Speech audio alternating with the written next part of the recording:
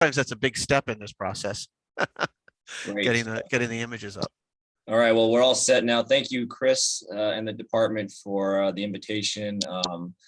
Always an honor to speak in front of my peer group like this, and calling here from the West Coast, the wrong coast here. But as I was telling Dee Dee, it's only a little bit darker during the night than it is during the day in Seattle here, so it's not a problem at all. Today, I'd like to talk about what we're kind of doing in our program from a translational research standpoint.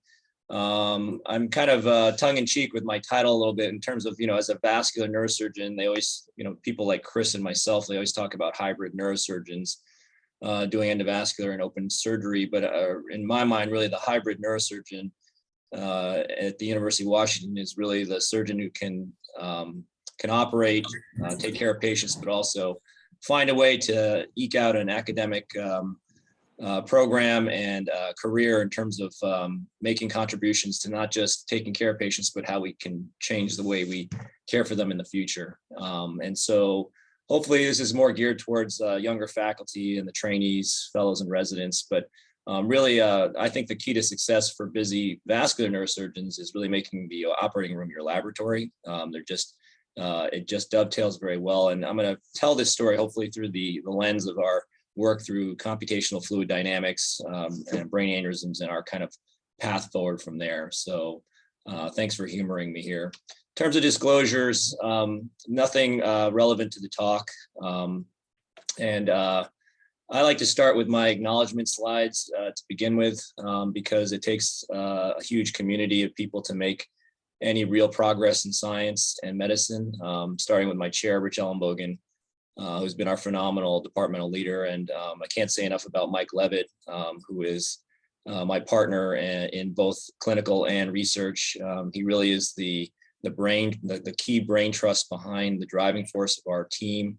Melanie Walker is a neurologist trained in both endovascular and stroke care, and is in our department actually, which is unique to have a neurologist within the neurosurgery department. My research PI collaborators in the Department of Mechanical Engineering, molecular biology. In my own department, you may know Anoop Patel, who was a former MGH resident and is currently on our faculty, departing for Duke this summer, sadly, but has been an instrumental partner with his single cell RNA sequencing. And then, of course, my research scientists and my residents, all of which are mission critical to developing what we call SANS, and we'll talk a little bit about that in a minute. But really, what are the guiding principles for me and our team in terms of creating the OR as our living lab? Well, first of all, and I think Chris will appreciate this, one talk that I saw a long time ago as a young faculty member was when Nick Hopkins took the stage, and he said something that really struck me, which is that innovation lies at the intersection of disparate disciplines. He borrowed that from another author that he had read, but I think that really is absolutely the core of innovation is bringing together seemingly unrelated concepts into a way that really changes the future. And then secondly, and I don't know who to attribute this, but it's something I picked up along the way, which is, think about what's the worst thing about your job. Not what do you love, what is the greatest thing about neurosurgery, but what is the worst part of your job? And that's exactly where you're going to find innovation is in that area. So we don't need better aneurysm clips. We've kind of figured that out, but we need better endovascular tools. We need better ways to avoid complications and so on. And what are those in your life? If you look there, I think you're going to find where you can make your biggest impact. It also requires additional elements, which is, a mindset. You really need to be aware of your strengths and weaknesses. And once you can do that, then you can move forward. And rather than having sort of a goal-oriented sort of a destination, you really want to think of it as a journey along the way, and the mindset that you can really learn and create along the way without having all the answers up front. And then, Carol Dweck, who's sort of the architect of growth mindset, as you may know, is really right on target, where you really have to accept and embrace challenge and failure and those kinds of elements in order to grow and to innovate. And then most importantly, I think, and this gets back to our center, is an ecosystem. You really need to create an ecosystem that embraces the diversity of thought, lets people invest their career capital and breakthrough innovation and new strategic insights, really getting buy-in from people who really believe in what you're trying to do. And that's what SANS is. It's a center in the university that we've developed. Mike is the research director, and I'm the executive director, where we really looked for a vehicle that could carry more than just one or two of us along the journey of discovery. We really wanted to create a team around our passion projects where we could build, fail, learn, innovate, and continue on, basically create something bigger than yourself. And it really became, started out as a really cool way to get research ideas turned into real projects, which were typically like home run ideas that were hard to get funded initially through traditional pathways, but at least get it off the ground. And it's culminating into, a great center for a great focus point for philanthropy, for collaboration, and for these sort of home run ideas that really can't fit into any neat NIH grant necessarily. So again, it starts with failure for me. With failure comes opportunity, and these are cases that any vascular neurosurgeon would be familiar with. For example, a 33-year-old with a large unruptured ICA aneurysm. You can see there's a very large inflow zone into the aneurysm itself. And we treat these all the time with very high success rate. This particular case, a flow diverting stent coils at the same time to sort of block the inflow zone.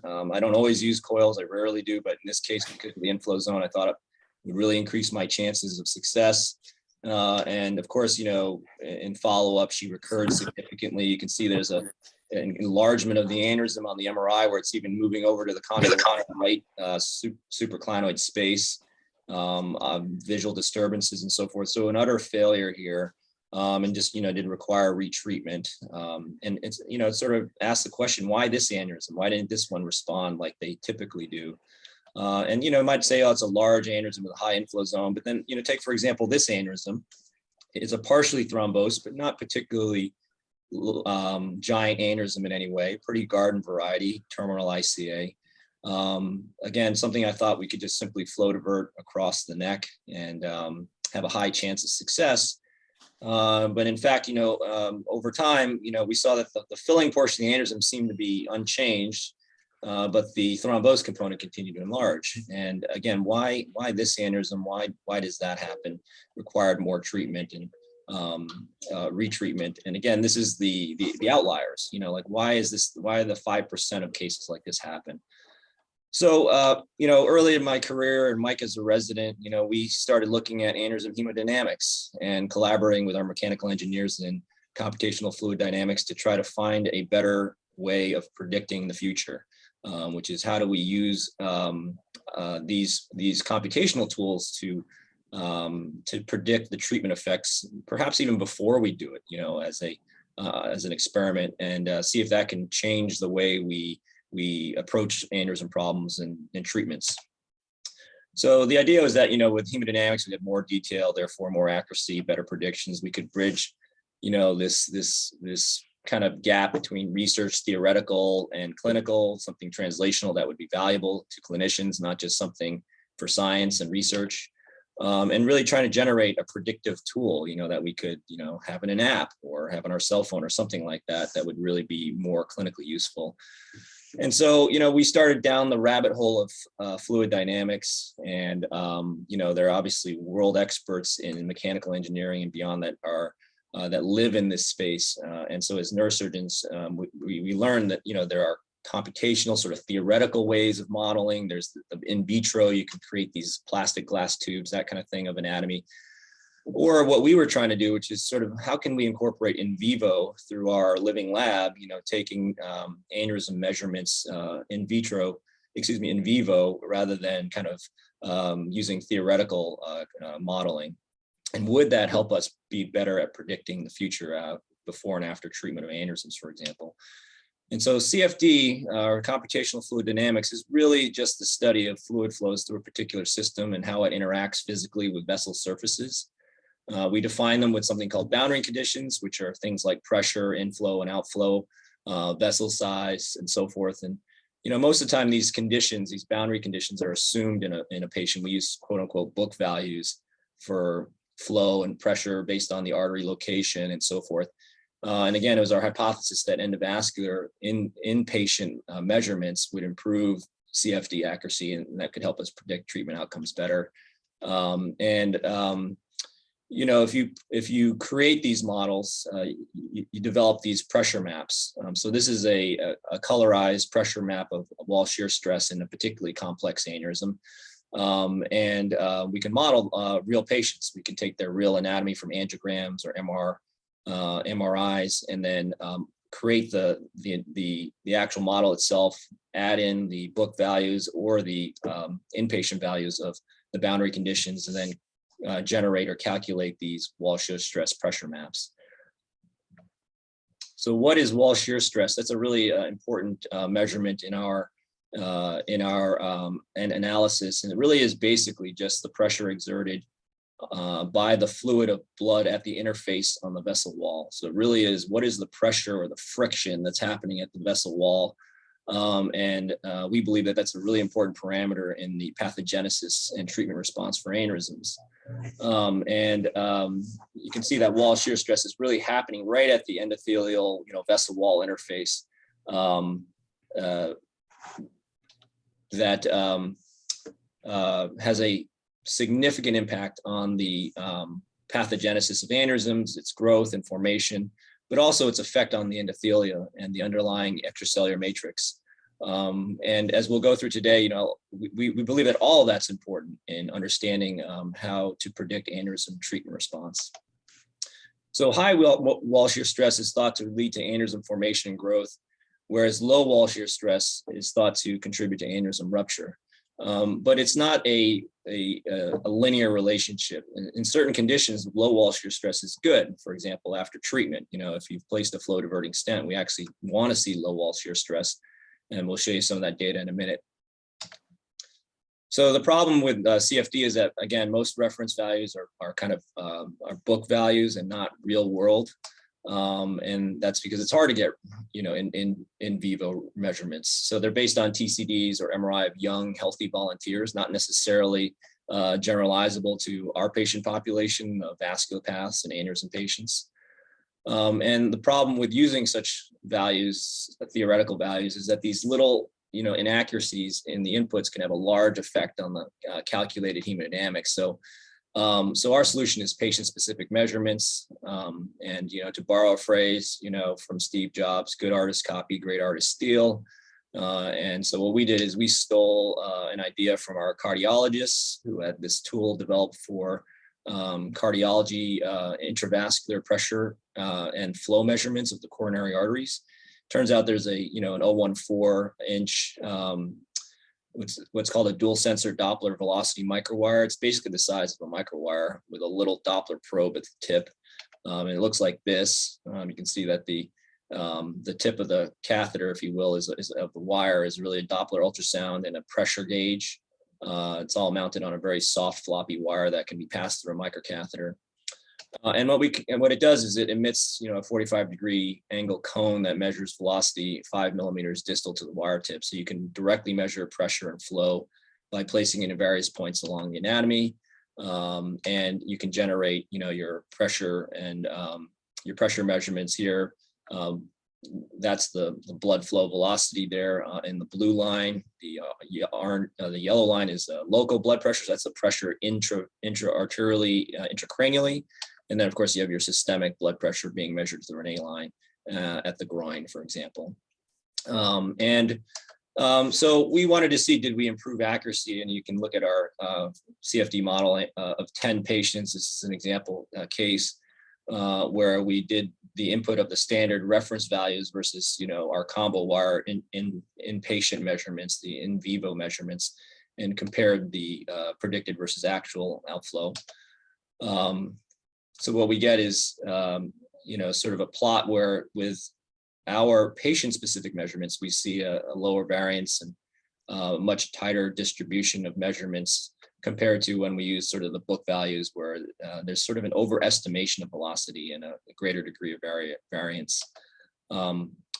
So what does that mean for the patient? Well, if you look at the wall shear stress of this particular aneurysm model, standard versus our measurements, the patient-specific above and the book values below, you can see that there's an overestimation of wall shear stress using non-specific book values, quote-unquote standard values. We concluded that, our patient-specific measurements do improve CFD accuracy and potentially may give us better data for better predictive value. So again, what we can do is measure the wire at multiple perianeurysm points. You can see here, it's just sort of at the inflow zone of the aneurysm, and then we can pull it back and measure it sort of proximal to the aneurysm, get the pressure and flow data from each location, and then again, generate our pressure and flow curves data, and then incorporate it into our model. These are examples of what it can look like pre and post treatment. The above is flow, the middle is wall shear stress, and the bottom row is neck shear strain, which is sort of wall shear stress right at the neck interface. And we looked at this in 38 patients, included a cohort of both stent coil and flow diverter stent treated patients. We correlated to the treatment effects on hemodynamics to long-term clinical outcomes. So we defined success or failure at 12 months or later after treatment. So sort of a longer term follow-up. And what did we see? Well, if you look at the whole cohort in general, we can dramatically change flow, wall shear stress, and neck plane shear, those parameters that we're measuring pre and post treatment. So statistically very significant changes. It makes sense. That's what we're doing to the aneurysm. We're changing the hemodynamics dramatically in a way that increases the chances of cure. But when we look at those aneurysms that successfully obliterated versus failed and recurred along those same three parameters, we can see that there was a trend toward statistical significance for aneurysm flow rate and neck plane shear, but not quite statistical significance. If we break it down by subgroup of flow diverting stents versus coil embolized aneurysms, we get the following. So this is sort of a pictogram of what a success aneurysm looks like. You can see there's a dramatic change. And purple means low wall shear stress. So, in the aneurysm itself, you can see that there's a decrease in wall shear stress after flow diverting stent treatment. Whereas in the failure, you see this green yellow line, which is still a lot of inflow into the aneurysm there. And doesn't dramatically change after treatment. And this is a case where the initial treatment failed, recurred, needed further treatment. When we look at specifically this subgroup, it makes sense that flow rate really ought to be the parameter that really determines the success or predicts the success and failure of flow diverting stents. When you place the stent, you're really trying to decrease the flow into the aneurysm, which incurs thrombosis of the aneurysm at higher chance. If you decrease wall shear stress, have low wall shear stress in the aneurysm, again, encourages a low flow state that encourages thrombosis in the aneurysm. And that's really the mechanism by which flow diverting stents works, right? Is we block enough flow where it causes the aneurysm to clot off. So for this subgroup, really flow rate and wall shear stress are really the key parameters in predicting success or failure. Whereas with coil embolized aneurysms, this is a success case where you can see, we have sort of some inflow into the aneurysm pre-treatment, and at the bottom you can see a dramatic decrease in the neck strain, neck shear strain, which is again wall shear stress at the neck. Whereas with the failure case, you can see in this aneurysm here, there's still, even after treatment, coil embolization, quite a bit of wall shear stress right at the neck there. And not surprisingly, this aneurysm went on to fail. So looking at the data, it seems that for our coil embolized aneurysm, it's really neck plane shear, or what's happening at the level of the neck, that really predicts success or failure, which of course makes sense, because why do coil aneurysms fail? Well, they fail because there's coil compaction at the neck, or inflow into the coil pack through the inflow zone at the neck itself. And so there's already a large mass incurring thrombosis within the aneurysm, the coil dent pack, but the the success or failure really is predicted by whether or not we've adequately reduced the wall shear stress right at the level of the neck. That eliminates the risk of coil compaction and recurrence and so on. So to summarize, our flow diverting stents really reduce intra-aneurysmal flow, and wall shear stress is its mechanism, its predictive mechanism. Whereas with the coils, it really is about reducing shear strain at the neck itself. Really our next steps are to try to prospectively validate these parameters in a predictive way with a new cohort of aneurysms. So we know that endovascular treatment aneurysms have differential immediate hemodynamic effects depending on the kind of treatment that you've instituted, and then the clinical application is a predictive model that we're currently working on in a prospective cohort. CFD is a nice tool, but this is a very limited application. And of course, the more you become familiar with something, this is again part of the journey of how research can work. Is what else is there? Where else can we apply this hammer to what nail, so to speak? And it's really been a fascinating process with some of the incredible projects that our team has come up with. I want to share a few of these sort of those with you in terms of what directions have we gone in, other than cerebral aneurysms. And so the first example of that is in IIH, idiopathic intracranial hypertension, pseudotumor patients. We all know that endovascular venous stenting is a known and useful technique in patients with proved stenosis in their venous outflow, so venous sinus stenosis. And our question was, could CFD help us provide better flow data by creating a 3D model of the venous sinuses and its outflow, inflow and outflow? And if we were able to do that, then could we build sort of an automated and non-invasive way of predicting treatment success or failure? That's one of the biggest concerns in this diagnosis and endovascular treatment is which patients to treat. Not all stenoses in pseudotumor benefit or require treatment. And so we've gone down the garden path of using pressure differentials as sort of the guiding principle. Do you have a pressure gradient across a stenosis that's 8 millimeters of mercury or more? In that case, maybe those are patients that tend to do better with stenting. However, how can we do this in a non-invasive way, predict it without having to go through the trouble of a venogram and an invasive treatment? This is sort of our preliminary results here. And if you look at the bottom left graph, if you will, the blue line is the pressures. The orange line. Let's start with that. The orange line is the velocity that is calculated from a PC MRV. So these are all just based purely on the MRI scan, a non-invasive study, of course. And then from that, you can generate the blue line, which is the pressure of the sinus at various points along its length. And we can also, in these patients, we measured in vivo, the actual measured pressures at these locations, which is the superior sagittal sinus and the internal jugular vein. And you can see that the orange line and the blue line correlate pretty well with the actual physically measured pressure in this patient. As you move along the blue line, you can see that's moving along the venous sinus here to the stenosis, which of course you can see here. As you reach the stenosis and pass it, you can see the pressure drops dramatically, kind of a cliff that falls off. That we think indicates clinically significant flow limitation, as opposed to the right sinus on the same patient, where the pressure decrease expectedly is more of a stepwise kind of a lower slope, if you will, across the line. And the values, all this can be done non-invasively with PCMRV. This is all commercially available and can be used to predict venous restriction suitable for treatment. Once we know we can, with the theory of this works, we can build machine learning models to automatically segment the venous anatomy from MRV. We have a open source software called Simvascular that we use for automating this. And once it's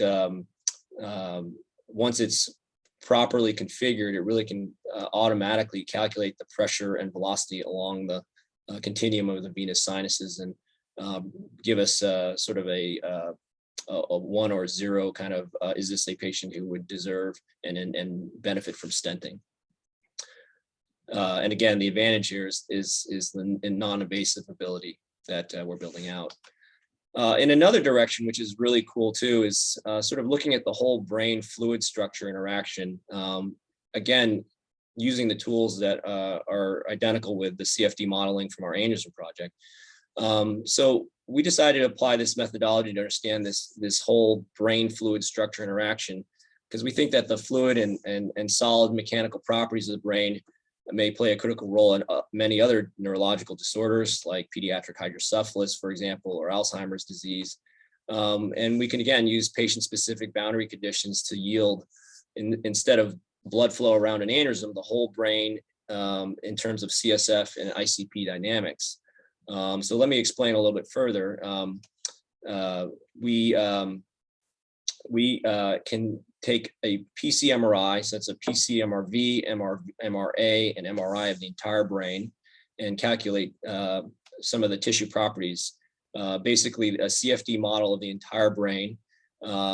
We use known compliance regions of the brain as part of our inputs, and these are from normal controls and from patient-specific boundary conditions.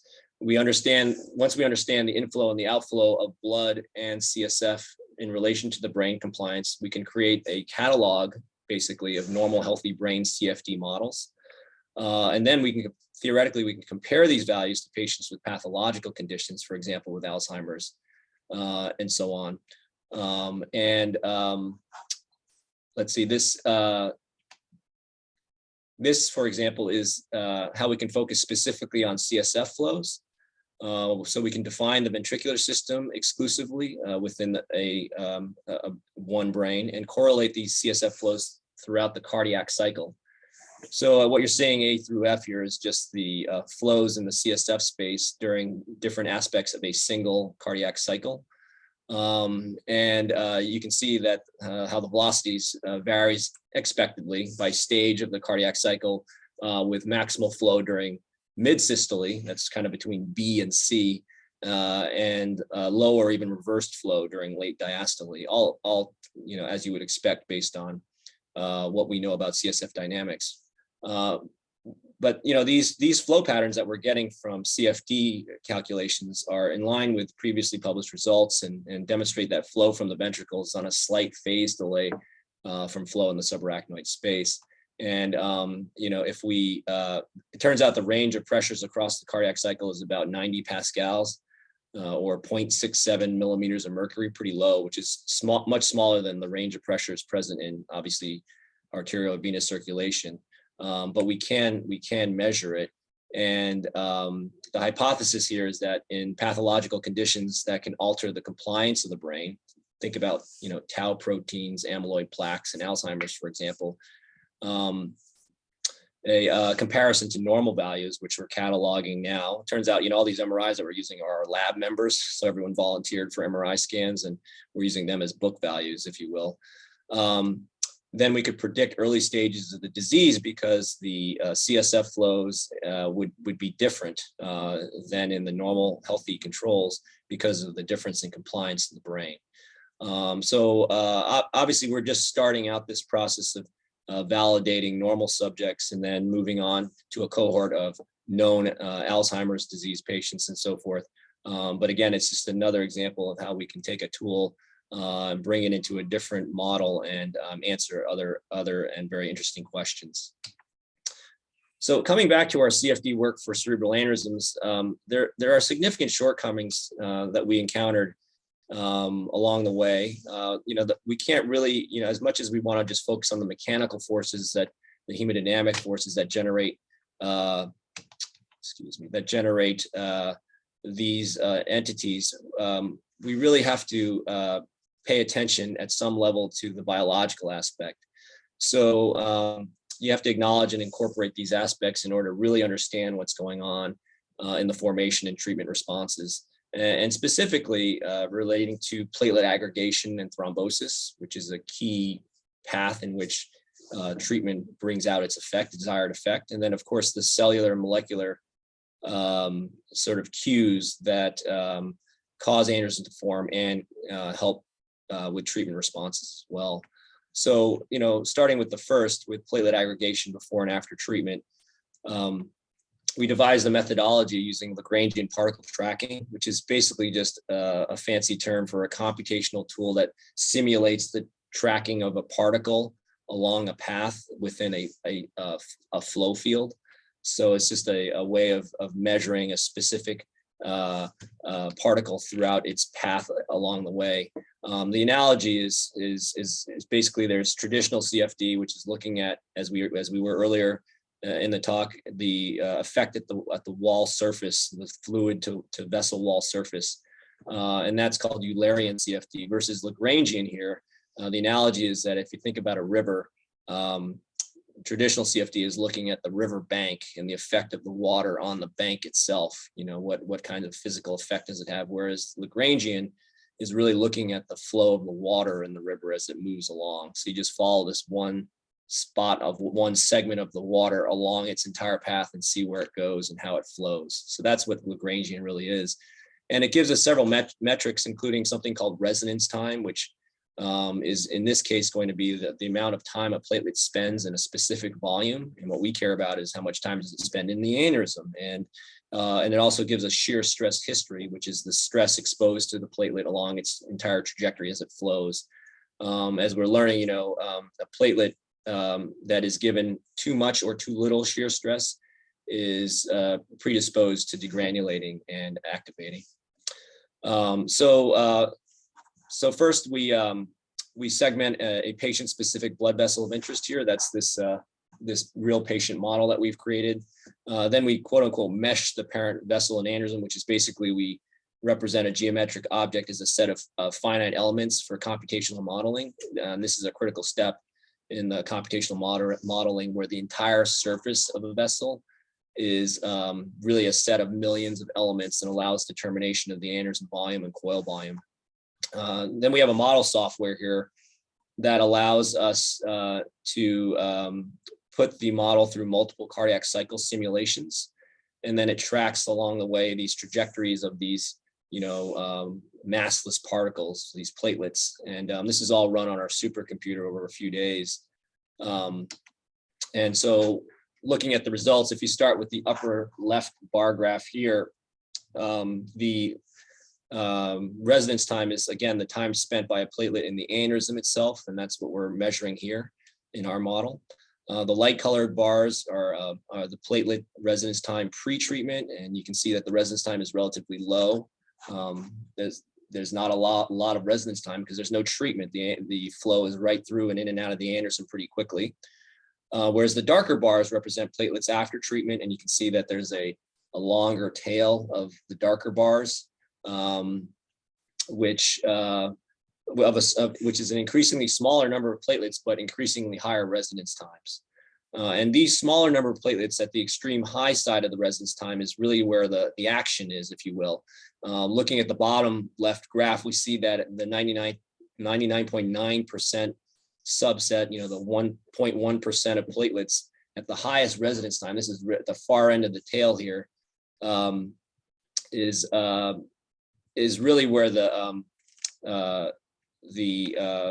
effect is going to be generated. We see that after treatment, platelets resonance time is significantly higher. That's not surprising. That's what the effect of the treatment is supposed to be, but that means there's stagnation of flow that promotes aggregation and thrombosis of the aneurysm.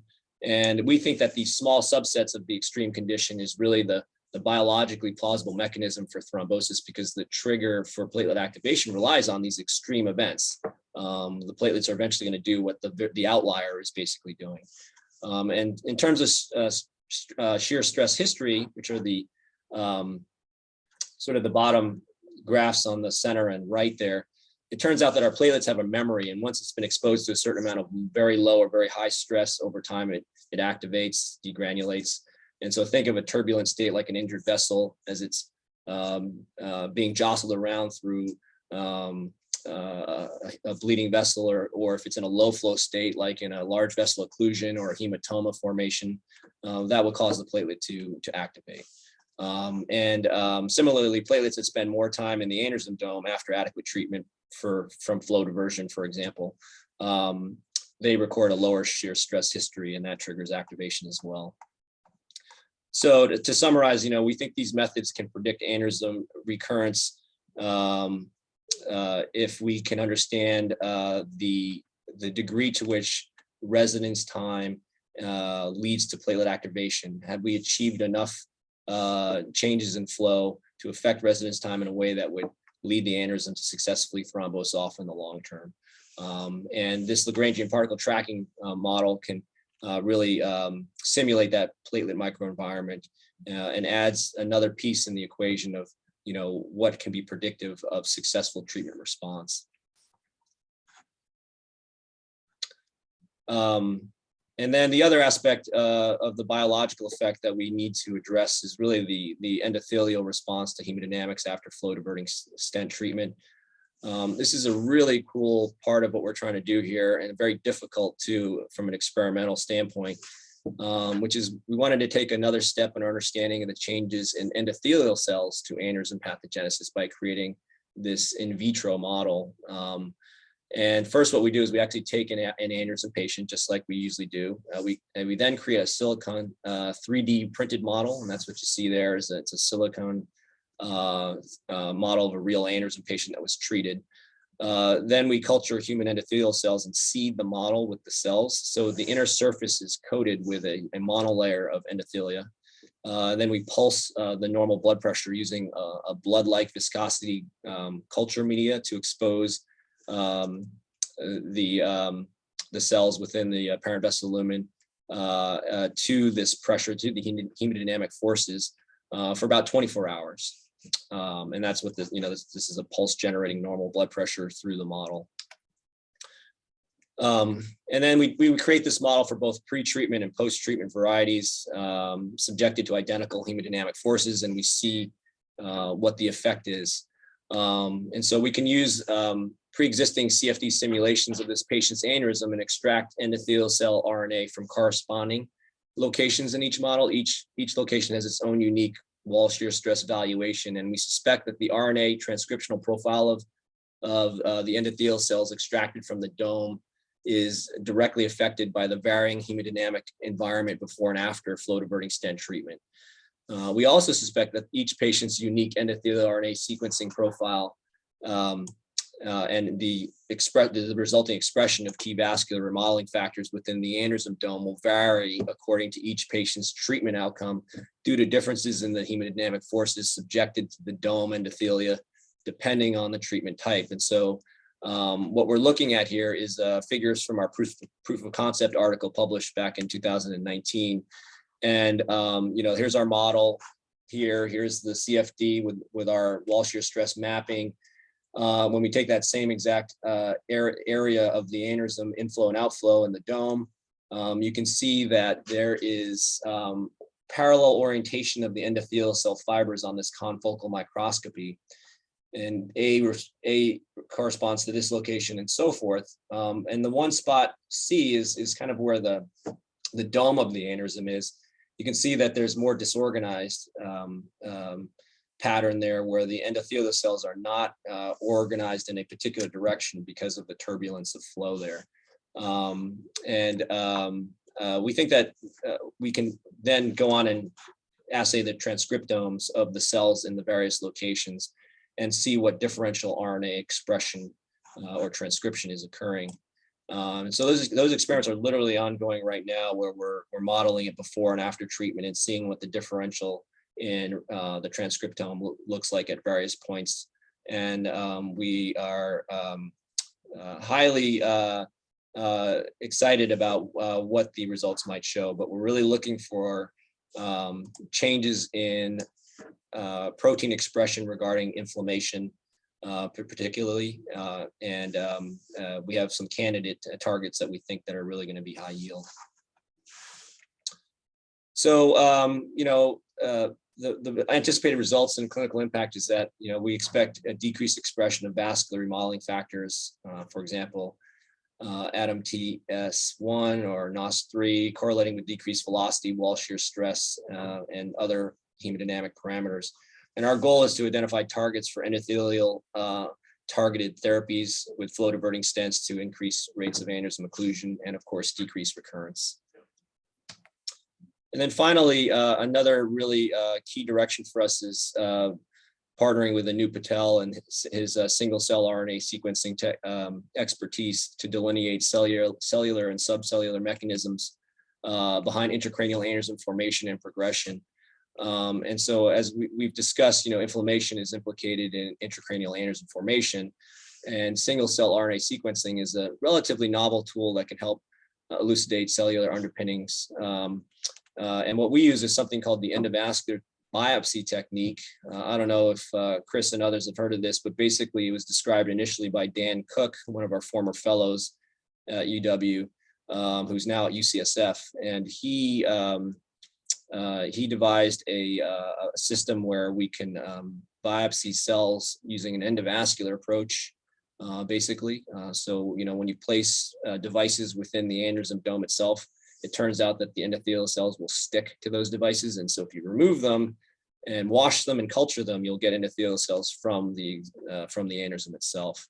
And that's how we basically perform our biopsy for the single cell RNA sequencing. In terms of the methods, what we do is we obtain the cells, as we just talked about. We sequence them, and we can get them obviously from surgically excised aneurysms as well as through this so-called endovascular biopsy. And then using advanced bioinformatic analyses, we compare the aneurysm tissue to control tissue, which is things like the middle meningeal artery, dural tissue, and so forth, to establish a baseline single cell transcriptome. And then we perform two main gene comparisons: the ruptured versus unruptured aneurysms, and the surgically excised specimen versus the endovascular biopsy cells. And so what do we hope to see? Well, once we obtain the full single cell transcriptomes of both ruptured and unruptured aneurysms and from cells obtained through the biopsy, we can then confirm gene expression patterns in intracranial aneurysm tissue specimens. And our hope is that this will really confirm the reliability of endovascular biopsy as a diagnostic tool. So having that comparison with the open tissue versus the endovascular tissue is going to be really important in validating this as a technique, that we're actually getting the cells from where we think we are. And then we can identify differentially expressed genes between ruptured and unruptured intracranial aneurysms, as well as unique cell populations that drive formation and instability of intracranial aneurysms. Given the epigenetic nature of aneurysms, think about, identical twin studies where usually if a twin has an aneurysm, the other twin who's identical genetically doesn't have an aneurysm. And I don't think there's been a reported case of two twins having aneurysms simultaneously.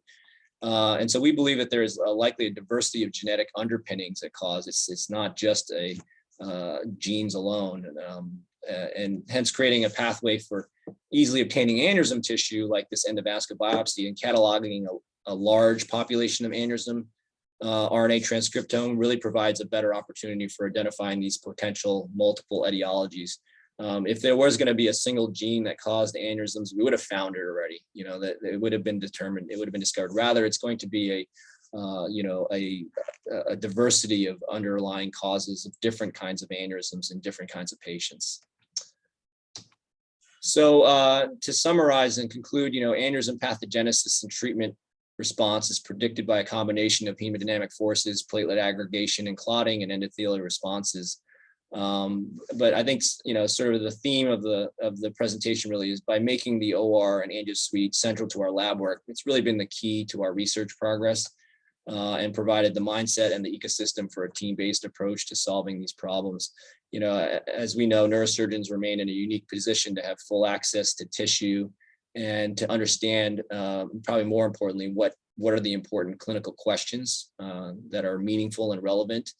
And we don't always have the scientific expert. I certainly don't. I rely heavily on my collaborators, my brilliant collaborators, to carry out the experiments and to answer a lot of these key questions.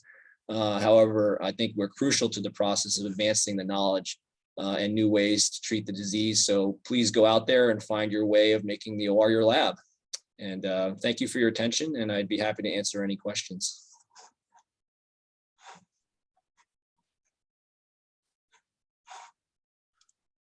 Louis, that was a great run through. Really, really great work you're doing. Um, Couple things. Are there questions people have or want to ask at this point? I got one. It's Justin. Justin here. Thanks, Lewis. Great talk. I was just wondering, have you calibrated the seeded endothelial cells with the biopsy specimens that you've had to see how similar they are, or done any of that sort of work? Yeah, that's a great question, Justin. Thank you. It is something we're working on. We're trying, to be honest with you, you can imagine the unbelievable effort it takes to get a model like this working. The dead ends and the troubleshooting. And so we started out with surgically acquired endothelial cultured cells just to see if we can get the model going, but absolutely we need to do that. And I think it'd be a more relevant model to use endothelia from aneurysms themselves rather than just generic, human endothelial cells. So absolutely on the list, but we don't have any data to speak of yet. Thanks. Louis, I know it's difficult because of the multitude of variables in the aneurysm itself. And, one thing you touched upon, but we see at surgery is the great variability of the wall. Part of it's atherosclerotic, part of it's thin as tissue. And of course, the biology of that wall is influenced by flow. One thing people have put some energy, and you guys have, I think, done some work, and I know we're talking about it, is the unruptured aneurysm predicting who's going to rupture. Has any of the CFD work really yielded much there? And I know there's a discussion. Some areas of the aneurysm are almost a hostile environment with low wall shear stress versus high wall shear stress. So I don't know if you could have any data or could comment on that. Yeah, that's really the key. Is not just looking at the aneurysm, but which ones are the dangerous ones, because we all know that, we're all following thousands of patients that have tiny aneurysms that are never going to rupture, right? And we just check on them every once in a while. So our idea of that is trying to localize endothelia specific to the location in the aneurysm dome. So once we get sophisticated enough, we're going to be able to correlate in our models the CFD of wall shear stress to the location of the endothelia in the dome itself, and then correlate the biology at those specific locations. We think that in areas of low and high wall shear stress, hot spots, if you will, along the aneurysm dome, that's where the action is going to be in terms of where are we going to see biological changes that might predict tissue weakness or inflammation or a site of rupture in the future. People have tried to do this, as in the literature with daughter sac formations. You have these blebs on an aneurysm that we think are really high risk. Frankly, I'm not sure we always know those are the rupture points, but that's what we sort of presume, that if it's going to rupture, that's where it's going to rupture. So there's still always a little bit of hand waving. Like, have we proved that those hot spots, for example, are where the aneurysm would or will rupture? And then the answer is no, we haven't proved that. But I think if we study it biologically, that might be the first step in answering whether is our experience matching the biology kind of a thing. Yeah, I think the Japanese population-based study, the UCAS study, was the first one to show that aneurysm irregularity statistically was associated with increased risk of rupture, although a lot of us had thought that. And exactly as you say, sometimes you do surgery on a ruptured aneurysm. It's not always the bleb that ruptured. Sometimes it's worse. It's the neck or something terrible. So I think there's a lot to be learned about the sort of microenvironment there that I think your model is going to be able to tease it out. Or maybe, what if, the formation of a bleb is just a biological output of some underlying, predisposing condition to the aneurysm. So the site isn't so much the problem, but the fact that it could form something like that is, and I think that understanding the biology will be really important there. And at some point, you have to layer inflammation on top of this, because smoking, which is a big factor with aneurysms, definitely influences inflammation, both in terms of, I think, formation and rupture. So, but I think with the CFD, we can get at a lot of these questions over time. It's going to take a lot. Obviously, it takes a huge amount of computing power and input analysis to get it more and more accurate. But I see that happening. Yeah, the one thing I would add is, we're about to embark on sort of the intrasaccular, era, if you will, in endovascular, where we're just starting to get into it now. We're not as ahead of the curve as, say, like Pascal Jabor or those guys are. But there's no doubt in my mind that's going to be the next iteration of aneurysm treatment and endovascular aneurysm treatments. But we all know that those devices have a pretty substantial residual aneurysm rate, and they're not quite the panacea that we want them to be, but they have a role. In certain situations, it's going to be ideal. But understanding and predicting when to use those, for example, is going to be really important, because we still have a lot of great tools to treat a lot of these aneurysms that aren't intrasaccular devices, and why move away from them in one case versus another. And I think if we could model how likely we are to get a good response from intrasaccular thrombosis, using a web device, for example, I think that's going to really hopefully help pin down, which tool to use. This, endovascular, I always joke, is becoming a lot more like spine. There's so many tools in the toolbox. There's so many potential solutions. Not all of them are good. Not all of them are bad. And then there's this big middle ground where, yeah, it's kind of that's all reasonable. But so how do we improve our treatment recommendation and to patients through data rather than sort of anecdote. Or Lincoln pictures. I agree. And also industry obviously pushing devices, and they're touting them as excellent intrasaccular flow destructors with occlusion rates of 75%, which we had always accepted as completely inadequate. Yeah. So this is where we are trying to figure this, and it's you're right. But I think if you stick with the model, stick with the data, that's going to come out, I hope. Yeah, no, I think so. But I think the problem with this is keeping up with the speed and the pace of our field. I mean, like we need this information yesterday. We don't need it tomorrow, and yet it's hard to get as quickly as we need to where we need to go. So it seems that we're learning faster from the clinical arena through trial and error, which I think is can be difficult, and that's why we've been slow to adapt things like intrasaccular devices, because I'm not willing to ethically learn on my patients. Like when I have a perfectly good flow diverter or stent coil technique that I know has like a 95% chance of cure, why would I put in an intrasaccular tool instead? So I think that you're right. The whole community needs this information, and we need to keep pushing it from all different angles, whether it's clinical, translational, or basic science.